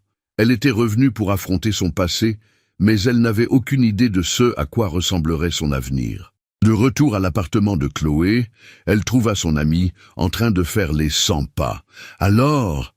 demanda Chloé, les yeux ronds d'appréhension. Élodie lui raconta la scène avec Damien, les mots qu'elle avait employés, le silence stupéfait de l'assemblée. Chloé poussa un cri de triomphe. « C'est génial! Tu l'as remis à sa place! J'aurais payé pour voir sa tête! » Puis son enthousiasme retomba. « Mais maintenant, qu'est-ce que tu vas faire? Tu ne peux pas continuer à travailler là-bas. Pas après ça et surtout, pas avec lui. » Le lui n'avait pas besoin d'être nommé. Thibault, le PDG, son mari, son ex-mari factice. La situation était intenable. « Je sais, » dit Élodie calmement. Elle sortit une feuille de papier de son sac. « J'ai rédigé ma lettre de démission ce matin. C'est la dernière chose qu'il me reste à faire. Mettre un point final. Proprement. » C'était sa prochaine étape, la dernière chaîne à briser. Elle ne voulait pas disparaître comme une voleuse. Elle voulait partir la tête haute, en suivant les procédures comme la professionnelle qu'elle avait toujours été. Le lendemain, elle décida de remettre sa lettre en main propre. Pas à son manager direct, ni aux ressources humaines, mais à lui. C'était la seule façon de clore définitivement ce chapitre absurde de sa vie. Elle ne savait pas comment le joindre, mais elle se doutait qu'il serait au siège de Bellavance, supervisant la transition. Elle se rendit au bureau, mais cette fois, elle ne s'arrêta pas au 3e étage. Elle prit l'ascenseur jusqu'au dernier niveau, celui de la direction, un étage qu'elle n'avait jamais visité, avec sa moquette épaisse et ses portes en bois précieux. Elle demanda à voir M. Dumas à l'assistante de direction, qui la toisa avec un mélange de curiosité et de mépris. Elle s'attendait à devoir attendre des heures, voire à être éconduite. Mais alors qu'elle s'apprêtait à donner son nom, une porte s'ouvrit. Thibault en sortit, en pleine conversation avec un autre homme en costume. Il s'interrompit net en la voyant. Une lueur indéfinissable passa dans son regard. Il s'excusa auprès de son interlocuteur et s'approcha d'elle. « Élodie, je ne m'attendais pas à vous voir ici. Je ne serai pas longue, dit-elle, sa voix ferme malgré les battements de son cœur. J'ai quelque chose pour vous. » Il la conduisit dans un petit salon attenant, à l'écart des oreilles indiscrètes. Il ferma la porte. Ils étaient de nouveau face à face. Mais le décor avait changé. Ce n'était plus leur appartement, mais son lieu de pouvoir. « J'ai entendu parler de votre conversation avec Damien Lefebvre hier, » commença-t-il. « Les nouvelles vont vite, » répondit-elle sèchement. « Ce qu'il a fait est inacceptable. Je m'en suis occupé. Sa position dans l'entreprise est en cours de réévaluation. » Élodie secoua la tête. « Ce n'est pas pour ça que je suis là. L'affaire Damien Lefebvre est réglée en ce qui me concerne. Je ne suis pas venu chercher votre protection ou votre justice d'entreprise. » Elle lui tendit l'enveloppe. Il la prit, mais ne l'ouvrit pas.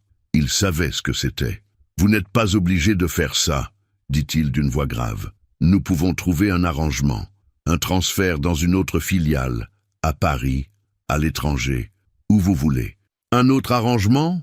Elle eut un petit rire amer. « Je crois que nous avons eu notre dose d'arrangement, vous et moi.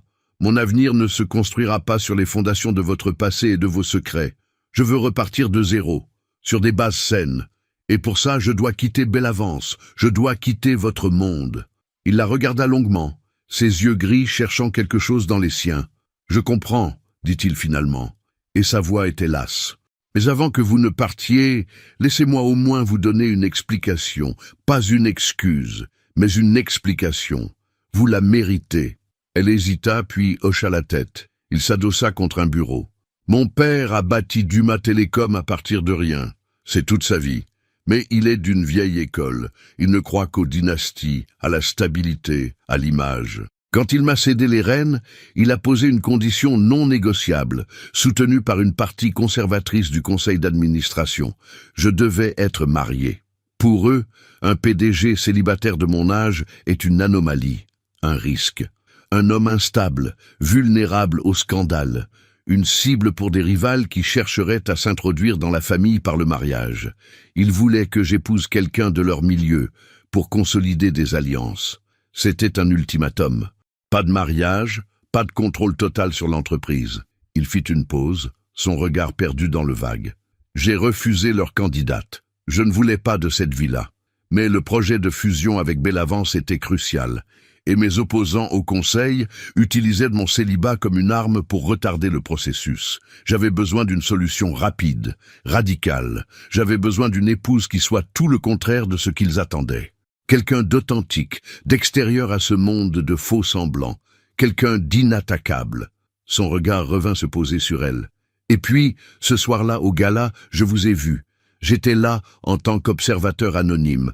J'ai vu ce que cet idiot vous a fait. Et j'ai vu votre réaction. Vous n'avez pas fait de scène.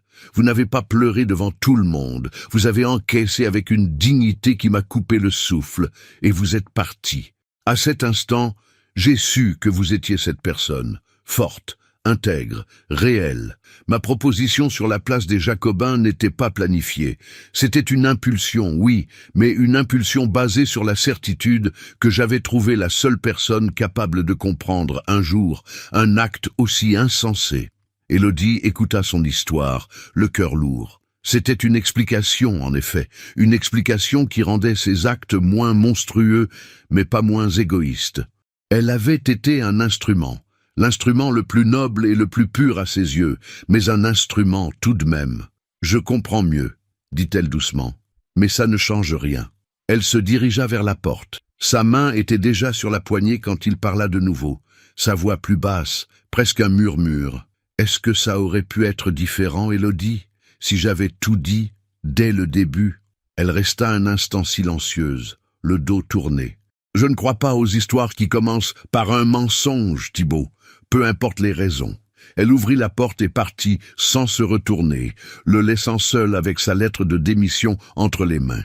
Il avait sécurisé son empire, mais il venait de perdre la seule personne qui lui avait rappelé ce que signifiait être simplement humain.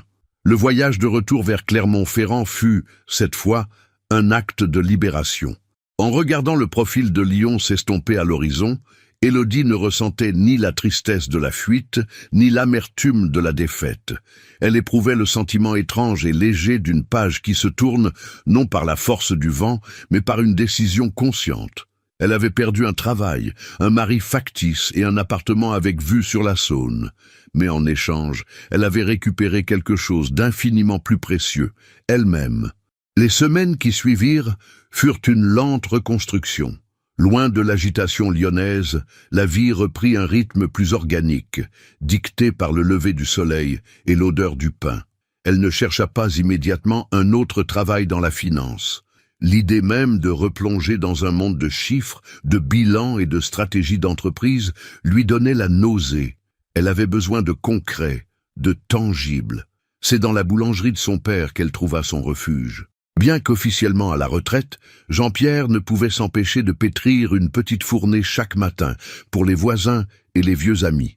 Élodie se leva avec lui à 4 heures du matin, non par obligation, mais par désir. Elle redécouvrit les gestes ancestraux, le mélange de la farine et de l'eau, le pétrissage énergique de la pâte, la patience de la levée, la magie de la cuisson. Il y avait une honnêteté fondamentale dans ce travail, une vérité simple. De l'effort et de bons ingrédients naissait quelque chose de nourrissant et de bon. C'était l'antithèse absolue du monde qu'elle venait de quitter. Son père l'observait en silence, un petit sourire au coin des lèvres. Il ne la voyait plus comme sa fille fragile, revenue au bercail, mais comme une femme qui se réappropriait ses racines.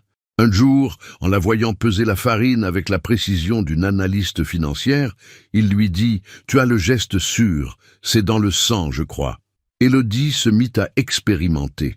Elle utilisa ses compétences pour calculer de nouvelles recettes, optimiser les temps de fermentation, créer des pains spéciaux avec des graines et des farines anciennes. Bientôt, la réputation de la petite fournée, du boulanger Mercier, se répandit. Les gens faisaient le détour. Son père, d'abord sceptique, se laissa prendre au jeu, amusé et fier de voir son commerce renaître sous l'impulsion de sa fille. Élodie créa même une petite page sur les réseaux sociaux pour présenter leur création du jour et commença à réfléchir à un concept de café-boulangerie pour le local attenant, qui était vide. Pour la première fois depuis des années, elle ne travaillait plus pour valider un statut ou atteindre un objectif, mais par pure passion. Elle ne se sentait plus humiliée ni trahie, elle se sentait vivante. Pendant ce temps, à Lyon, Thibaut Dumas régnait sur son empire nouvellement consolidé. Les réunions s'enchaînaient dans les salles de conférence high-tech. Les chiffres de la fusion étaient excellents. Les actionnaires étaient ravis. Il avait gagné. Il avait atteint tous les objectifs qu'il s'était fixés. Mais ses victoires avaient un goût de cendre. Chaque soir, il rentrait seul dans l'immense appartement de la rue Gasparin. Le silence, autrefois un luxe, était devenu une punition. L'absence d'Élodie était une présence assourdissante. Il voyait son fantôme partout, dans le plaid négligemment replié sur le canapé où elle aimait lire, dans la cuisine où il sentait encore le parfum du gâteau au yaourt qu'elle avait fait un dimanche, dans le reflet des baies vitrées où ils avaient regardé la ville s'endormir. Il se revoyait, lui, l'homme de stratégie, le maître du calcul, agissant avec une stupidité abyssale dans la seule sphère de sa vie qui n'était pas un business. Il avait voulu une femme réelle pour servir un plan artificiel. Il l'avait choisie pour son intégrité, puis l'avait plongée dans un océan de mensonges.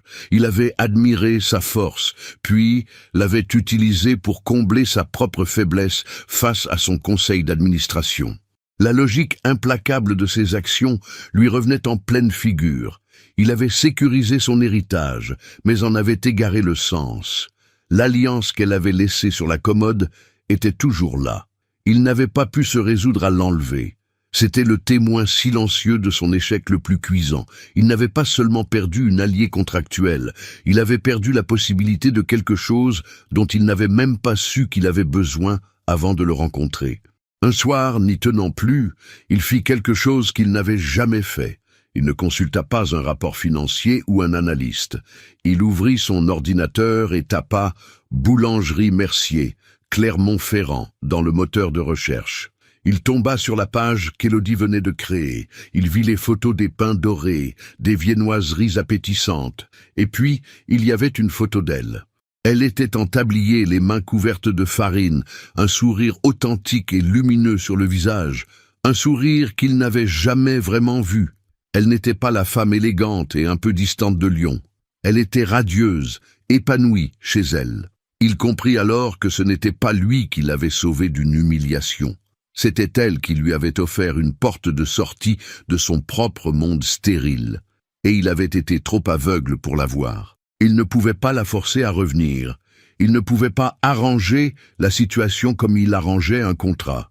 S'il y avait le moindre espoir, il devait abandonner toutes ses armes, son statut, son argent, sa puissance. Il devait faire ce qu'elle avait fait, repartir de zéro. Il se leva et alla dans sa chambre. Il ouvrit son carnet d'adresses et appela son avocat. « Jean-Louis, c'est Thibaut. J'ai besoin que vous me prépariez des documents.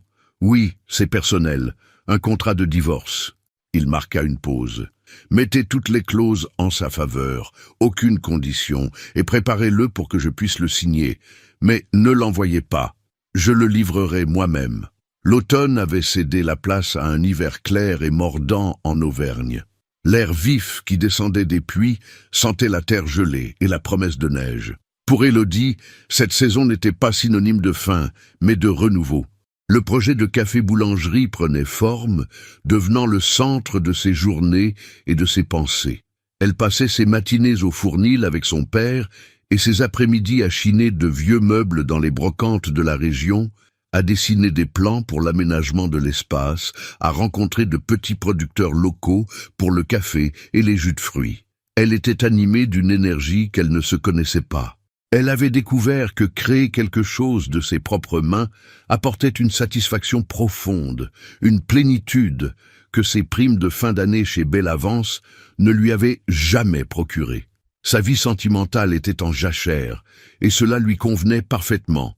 Elle pansait ses plaies, non pas en cherchant un autre amour, mais en se retrouvant elle-même.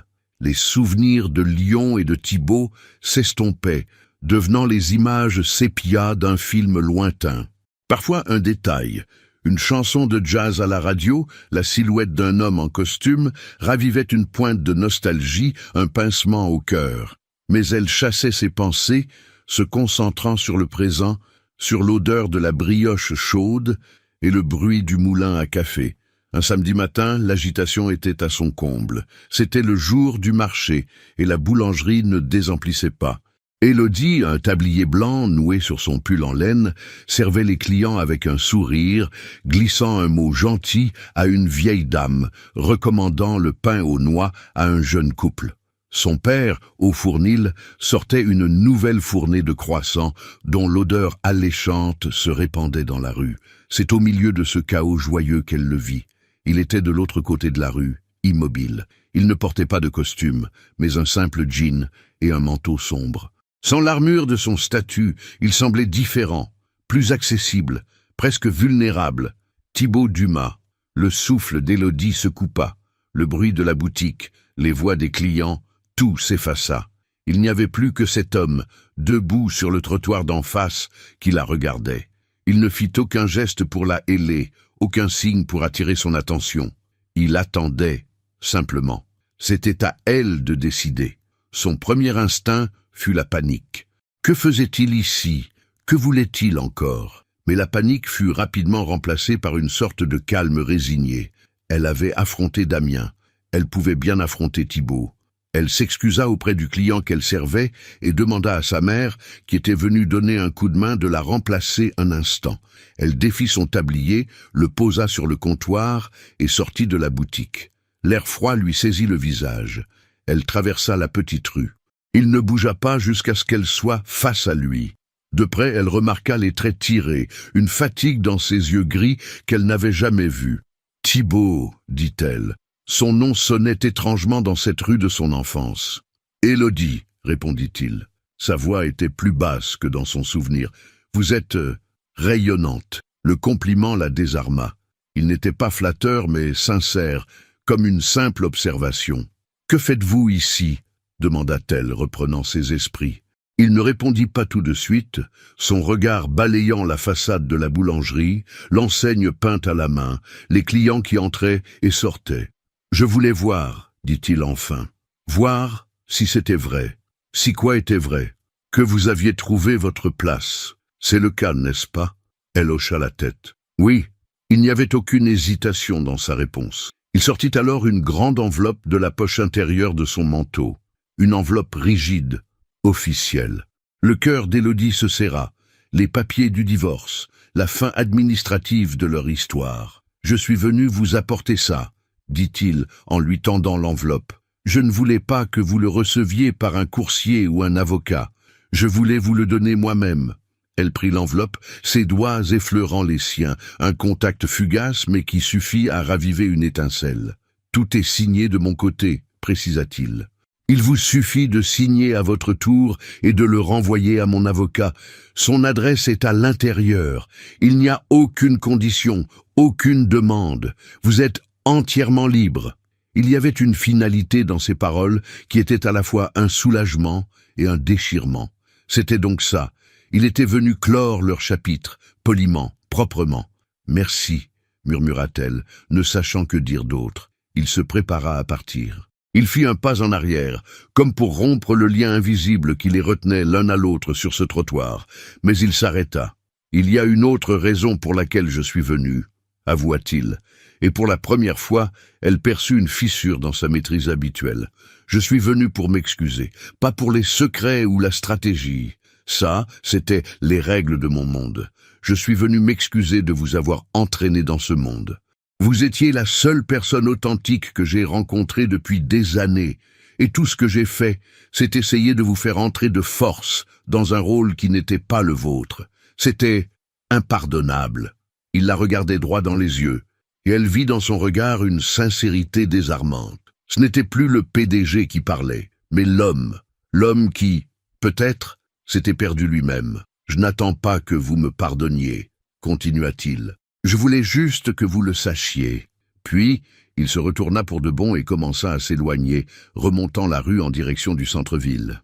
Élodie resta plantée là, l'enveloppe froide dans ses mains, le regardant partir. Chaque pas qu'il faisait l'éloignait d'elle, refermait la porte de cette histoire improbable. Et une partie d'elle-même, une partie qu'elle avait tenté d'enfouir, criait en silence. Elle regarda l'enveloppe, signée, renvoyée, oubliée. C'était la voix de la raison. C'était la chose sensée à faire. Mais depuis quand sa vie était-elle sensée?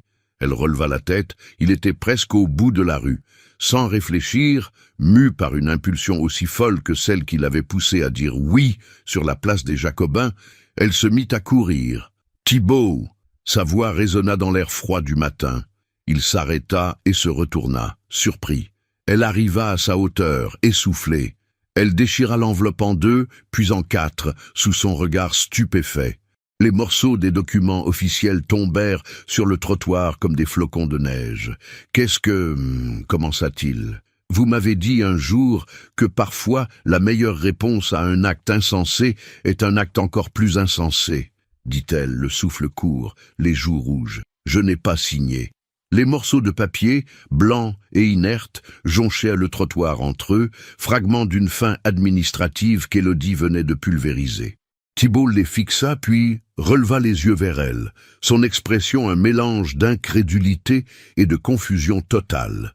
Lui, l'homme qui anticipait les mouvements du marché, qui déchiffrait les bilans les plus complexes, était incapable de comprendre cet acte simple et irrationnel. « Je ne comprends pas, » dit-il, sa voix à peine un murmure. « Je vous ai donné ce que vous vouliez, votre liberté.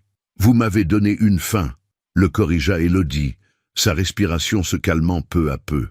Une fin propre, administrative, logique, mais notre histoire n'a jamais été logique, Thibault. Elle a commencé par de la folie, sur une place, en pleine nuit. Elle ne peut pas se terminer par la signature d'un avocat. Il secoua la tête, comme pour chasser une brume. Mais alors, qu'est-ce que ça signifie? Élodie sentit les regards des passants et des clients de la boulangerie sur eux. Cette conversation, la plus importante de leur vie, n'avait pas sa place au milieu d'une rue. « Venez, » dit-elle simplement. « Entrons, il fait froid. » Elle ne lui laissa pas le temps de répondre. Elle lui tourna le dos et retraversa la rue, pénétrant à nouveau dans la chaleur et les odeurs réconfortantes de la boulangerie. Il la suivit, hésitant comme un homme entrant dans un pays dont il ne connaît ni la langue ni les coutumes. À l'intérieur, l'agitation continuait, mais sa mère lui lança un regard interrogateur par-dessus la tête d'un client. Élodie lui fit un signe de tête rassurant et guida Thibault vers le fond de la boutique, dans l'espace encore en travaux qui allait devenir le café. Il y avait là une petite table ronde et 2 chaises dépareillées qu'elle avait trouvées la veille. Elle s'assit et lui désigna l'autre chaise. Il s'assit à son tour, mal à l'aise dans ce décor de plâtre et de sacs de ciment, si loin de ses salons feutrés. « Quand j'ai quitté Lyon, » commença Élodie d'une voix posée, « je suis partie parce que je ne pouvais plus vivre dans votre monde, un monde construit sur des secrets. J'avais besoin de retrouver le mien, un monde où les choses sont ce qu'elles sont, où le pain est du pain, où la farine est de la farine. » Elle fit une pause, le regardant droit dans les yeux. « Je n'ai pas déchiré ces papiers, parce que je vous pardonne. Le pardon, ça prend du temps.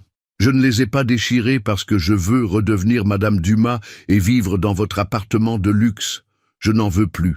J'ai déchiré le contrat de divorce parce que je refuse que notre histoire se termine sur le mensonge qui l'a commencé. » Thibault l'écoutait, absorbé.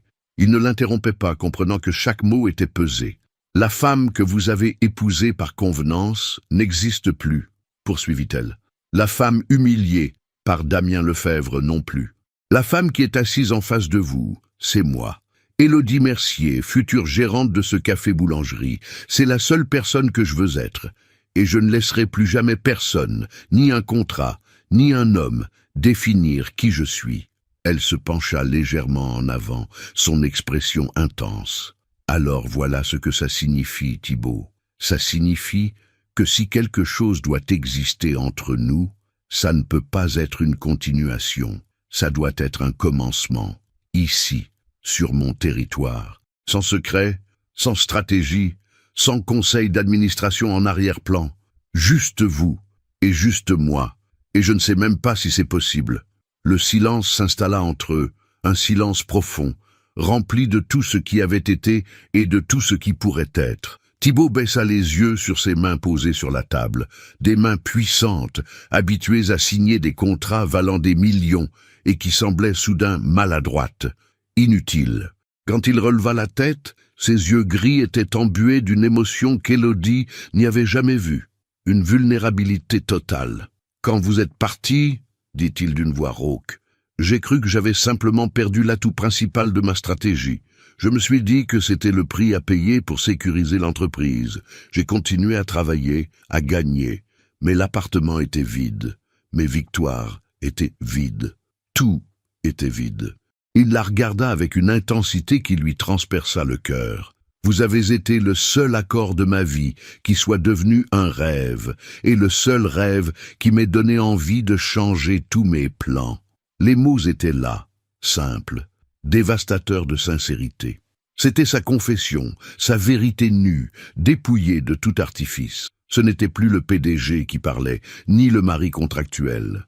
C'était l'homme qu'elle avait entreaperçu lors de leur dîner silencieux, l'homme qui aimait le jazz et les tableaux de Staël, l'homme qui s'était caché si longtemps derrière son propre empire. Des larmes silencieuses perlèrent au coin des yeux d'Élodie. Ce n'étaient pas des larmes de tristesse, mais des larmes de reconnaissance. La reconnaissance d'une vérité qui émergeait, fragile et précieuse, du chaos le plus improbable. Elle comprit à cet instant que les plus belles histoires ne sont pas celles qui sont parfaites, mais celles qui trouvent le chemin de l'authenticité à travers les erreurs et les faux départs. Elle ne répondit pas avec des mots. Lentement, elle tendit la main par-dessus la table en bois brut et posa ses doigts sur les siens. Un geste simple, une promesse non dite, un pont jeté entre le monde du pain et celui des empires. Thibaut referma sa main sur la sienne, son contact chaud et ferme. Un sourire tremblant naquit sur ses lèvres, le premier vrai sourire qu'elle lui voyait. Dehors, la vie de la petite ville continuait, indifférente à leurs drames et à leurs miracles. Mais à l'intérieur de cette boulangerie, au milieu des odeurs de farine et de café, deux étrangers qui s'étaient mariés pour de mauvaises raisons venaient peut-être de décider de recommencer pour les bonnes. Ce n'était pas une fin, c'était, peut-être, le véritable commencement.